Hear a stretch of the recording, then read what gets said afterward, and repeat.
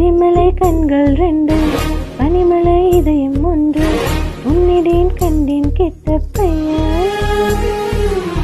பூமியில் அம்பலை என்று உன்னிதான் சொல்வேன் என்று வேறென்ன சொல்ல கெட்ட பையன்.